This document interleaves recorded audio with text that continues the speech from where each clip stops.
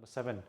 Earlier on, I talked about sharing your wisdom and insights to others to help them to be more successful or to get to where they want to be. And I also talked about being open with the agenda as to why. When others accept your help, then they are putting themselves in a position where they are engaging and interacting with you so that when you are offering your help to them and they are willing to accept it, then you will find yourself in a position where you can influence others. The key here is to appeal to their self-interest. If you want to be able to influence others without relying on your formal authority, then one of the things that you need to do is to be a role model. That requires you to take ownership of your attitude and how you show up every day at work. And that means that every single day at work, where possible, you have to show up being an asset to everyone around you.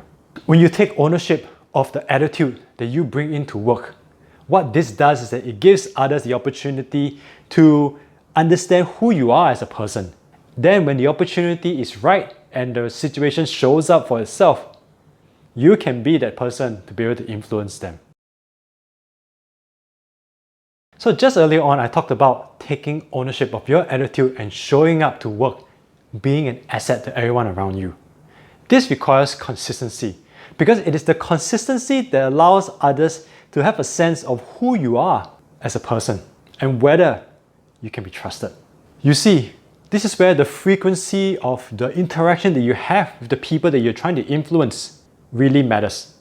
For the people that we work with frequently, they have a much better sense of who we are as a person because we're interacting with them quite often.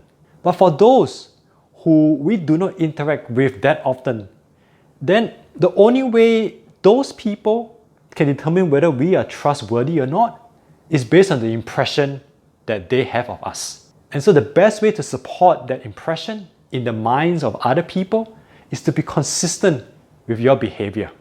And that's why you taking ownership in being the type of role model that you think should be in the workplace is really important. And so it is that consistency that eventually helps to build that impression that others will have. And if you are inconsistent, then others around you who do not interact with you that often will not be able to make sense of who you are as a person.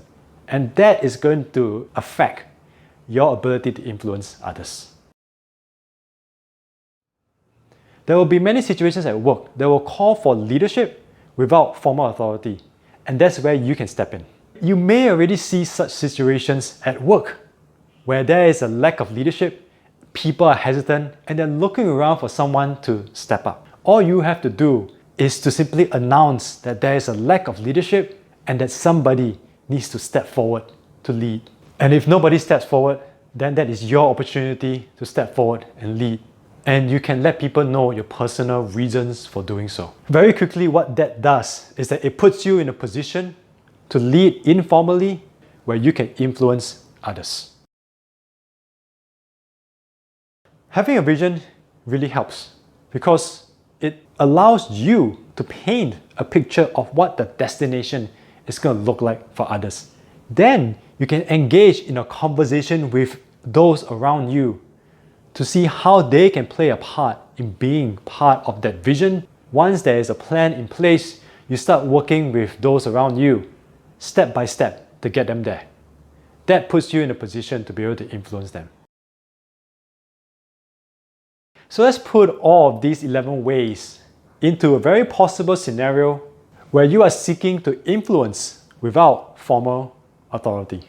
Number 1, you have to be a role model for those around you in terms of the behavior that's expected. This is essential in order for you to influence others.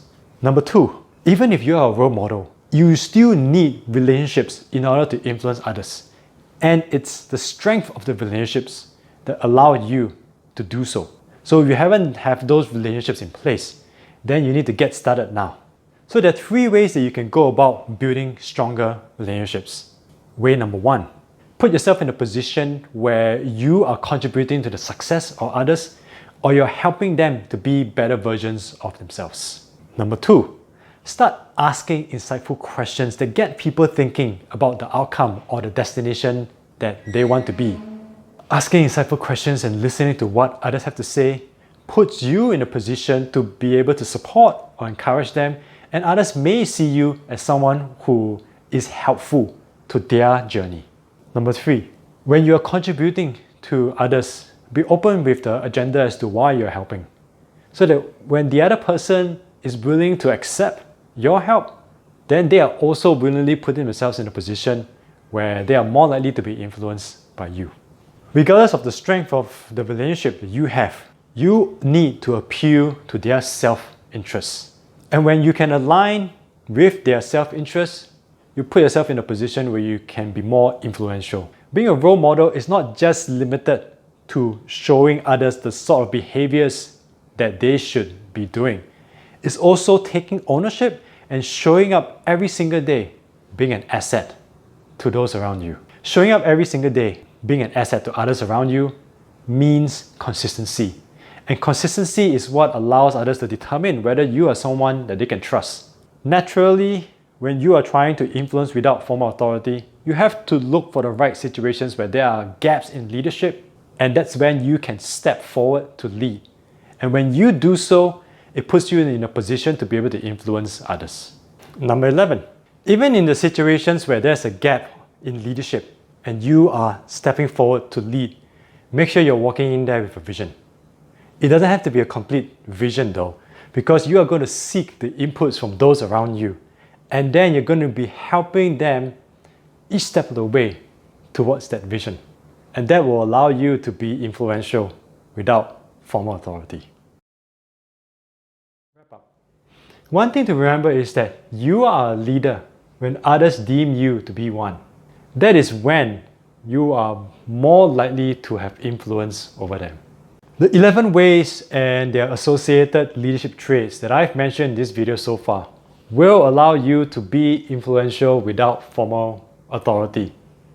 The thing is that depending on the situation, it will take time, and sometimes this time can be measured in terms of days, weeks, or even months. The influence that you are trying to create here is happening in a much deeper level. What's going on is that people are assessing you, and then over time they are making the conscious decision to follow you. And that is why your confidence that you can project to others is arguably the most important factor of all the 11 ways that I've shared in this video so far. When it comes to influencing without formal authority. And I'm not talking about faking it until you make it, because doing that will more likely lead you to disaster. The confidence that I'm talking about is admitting that you don't have all the answers, but that you're willing to lead people forward. The experiences that you gain, the insights that you have, and from the support of the people around you.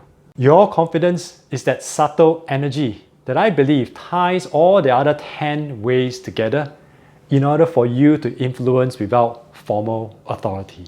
If you enjoyed this video so far, really appreciate if you give me the thumbs up. It helps me out with the YouTube algorithm. And if you have yet to subscribe to First Time Leadership, do click on that subscribe button to be notified of when new videos come out to help you with your leadership journey. And lastly, if you have any comments about what I've shared in this video, do share a comment below.